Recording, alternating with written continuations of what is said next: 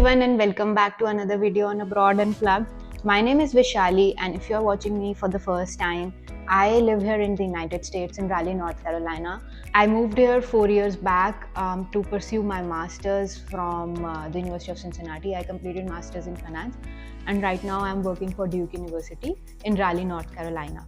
So आज की video होने वाली है about my admissions and specifically how I got admitted into University of Cincinnati without giving GRE. So video को end तक देखना to know how I got my admit letter from the University of Cincinnati without giving GRE. So GRE की बात कर लेते हैं पहले. GRE होता क्या है? So GRE एक entrance test है that you have to give if you are coming here to United States for your masters. तो अगर आप MS कर रहे हो which is masters of science and it is stem designated तो आपको GRE देना पड़ता है एंड अगर आप MBA करना चाहते हो तो आपको GMAT देना पड़ता है. तो specifically since it is stem designated and stem होने की वजह से क्या बेनिफिट्स होते हैं ये मैंने अपनी पिछली वीडियो में बात करी है. I will pin it here and you can watch that video to know what are the benefits of getting enrolled into an MS degree instead of MBA. काफ़ी MBA भी STEM designated होते हैं but हम इधर MS की बात कर रहे हैं, स्पेसिफिकली GRE की बात कर रहे हैं. तो GRE includes a lot of things and वो एक entrance test होता है which has a score requirement. काफ़ी यूनिवर्सिटीज़ का स्कोर रिक्वायरमेंट होता है एंड काफ़ी टॉप यूनिवर्सिटीज़ का तो 320 प्लस का स्कोर रिक्वायरमेंट होता है but generally 300 to 320 is a good score, is a standard score जो आपको लाना पड़ता है, जिसमें स्कोर करना पड़ता है. एंड जैसे हम इंडिया में कैट वगैरह भी देते हैं वैसे ही GRE में भी वर्बल रीजनिंग होती है, क्वांटिटेटिव रीजनिंग होती है एंड आपकी एक एनालिटिकल राइटिंग होती है. तो उसमें आपको एसेज वगैरह लिखने होते हैं एंड इसकी प्रिपरेशन करने में लगता है अराउंड एवरेज 6 months. तो इसकी जो एडमिशन की पूरी रिसर्च होती है और पूरा प्रिपरेशन होता है ये ऑलमोस्ट आपको जब आपको एडमिशन लेना जब आपको US आना है तो उससे 1-1.5 साल पहले शुरू करना पड़ता है. बट मेरे केस में मैंने अपनी रिसर्च शुरू करी थी जनवरी 2020 में एंड कि मुझे कौन सी यूनिवर्सिटी में जाना है, मैंने कैसे यूनिवर्सिटी नैरो डाउन करी ये भी मेरी उसी वीडियो में मैंने बात करी है. So you can go and check out that video, it's pinned here. And कौन सी मैंने काफ़ी सारी यूनिवर्सिटीज़ की लिस्ट निकाली, मेरा क्या ट्यूशन बजट था एंड उस ट्यूशन बजट को keeping that in mind I narrowed down my search and मैंने चूज़ करी यूनिवर्सिटी ऑफ सिंसिनाटी. अब I was looking for something, मुझे आना था उसी साल के फॉल में और मेरे को कुछ नहीं पता था कि मास्टर्स करने के लिए क्या रिक्वायरमेंट होती है US में, कितने पैसे लगते हैं, एप्लीकेशन फ़ी क्या होती है, एप्लीकेशन होती क्या है, क्या क्या चीज़ें देनी पड़ती हैं. तो मेरे को कुछ भी नहीं आइडिया था. तो मैंने अपनी पूरी रिसर्च करी क्या क्या चीज़ें होती हैं, सब कुछ मैंने ऑनलाइन देखा. मैंने सब कुछ यूट्यूब पे या आपको इवन कॉलेज यूनिवर्सिटी जो भी आप चूज़ कर रहे हो उसकी वेबसाइट पे बहुत सारी इन्फो होती है.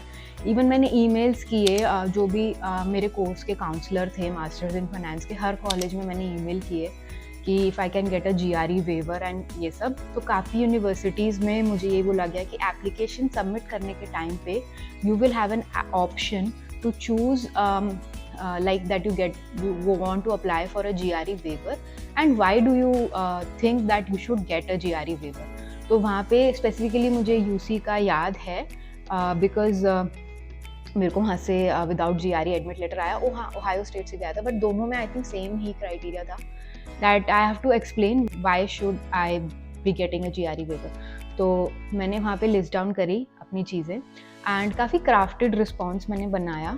अब तो GPT वगैरह अवेलेबल है बट उस टाइम पे काफ़ी क्राफ्टेड रिस्पॉन्स मैंने बनाया बिकॉज मुझे लगता है कि एक दो चीज़ें थी. Since I am a CFA charter holder, उस टाइम पे ही मेरा CFA कंप्लीट हो चुका था, मेरा चार्टर भी आ चुका था. I got my CFA charter in 2018.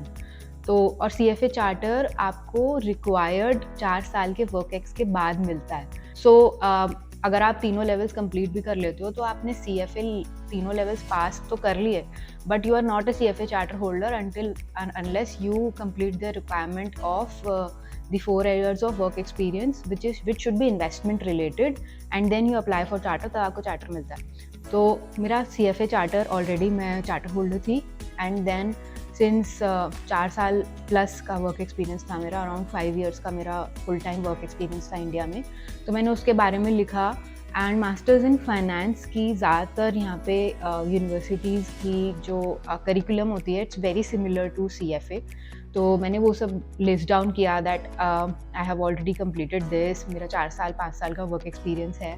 और बाकी सारी को करिकुलर एक्टिविटीज़ के बारे में मैंने बताया कि मैंने क्या क्या किया है throughout my life, my schooling, my bachelors. तो they accepted my response and मुझे GRE वेवर मिला। And I don't have to go through that process जिसमें 6 to 8 मंथ्स लगते हैं। तो मेरे पूरे प्रोसेस में 1.5 मंथ से ऊपर नहीं लगे थे, बिकॉज जब मैंने अपनी रिसर्च स्टार्ट करी, आपको एक लैंग्वेज टेस्ट देना होता है अलॉन्ग साइड GRE, तो मैंने वो दिया था। उसमें 2-3 वीक्स की प्रिपरेशन से आप दे सकते हो। IELTS या TOEFL 2 लैंग्वेज टेस्ट होते हैं। आपको देखना पड़ेगा आपकी यूनिवर्सिटी जिसमें आप अप्लाई कर रहे हो वो कौन सा लेते हैं। काफ़ी यूनिवर्सिटीज़ दोनों ले लेती हैं, वन और दी अदर, IELTS और TOEFL, और काफ़ी यूनिवर्सिटी खाली IELTS या खाली TOEFL लेती है। तो आपको ये डिसाइड करना होगा कि आपको क्या देना है। तो मैंने IELTS दिया था एंड रिज़ल्ट भी बहुत जल्दी आ जाता है। तो मैंने IELTS दिया था अराउंड मिड फरवरी में एंड 4-5 दिन में मेरा रिज़ल्ट आ गया था। जैसे ही रिज़ल्ट आया था, मैंने IELTS स्कोर के साथ अपना पूरा एप्लीकेशन सबमिट कर दिया था एंड 1 हफ्ते के अंदर रिज़ल्ट मेरे को मेरा पता चल गया था, वेदर आई एम लाइक मेरे को एडमिट लेटर आ गया था। तो 1 हफ्ते के अंदर मुझे एडमिट लेटर आ गया था एंड लाइक विदाउट GRE मैंने सिर्फ IELTS दिया था, एप्लीकेशन सबमिट करी थी। एप्लीकेशन फ़ी थी अराउंड 50 या 55 USD जो मैंने पे करी थी दोनों कॉलेजेस के लिए। एंड दोनों कॉलेजेस में मेरा विदाउट GRE एडमिट हो गया था। एंड उसके बाद आगे का प्रोसेस चलता है, जब आप सर्विस फ़ी वगैरह पे करते हो फॉर योर वीज़ा एप्लीकेशन, फिर आपको I-20 इशू होता है। तो वो सब प्रोसेस मेरा चला था, बट मेरा 2 महीने के अंदर मेरे पास मेरा एडमिट लेटर आ गया था। So that was about this video. I hope काफ़ी बच्चे लाइक टॉप यूनिवर्सिटीज़ के लिए अप्लाई करते हैं, सो उसमें GRE वेवर लेना इतना ईजी नहीं है। But if you are looking for a GRE waiver from a university like University of Cincinnati या Ohio State या कोई और state university, and if you are looking for a same course and if you are in a situation like me, so I hope this video is helpful for you. And अगर कोई भी feedback या questions comments हो तो please let me know in the comment section, and thank you. I'll see you in the next video. Bye bye.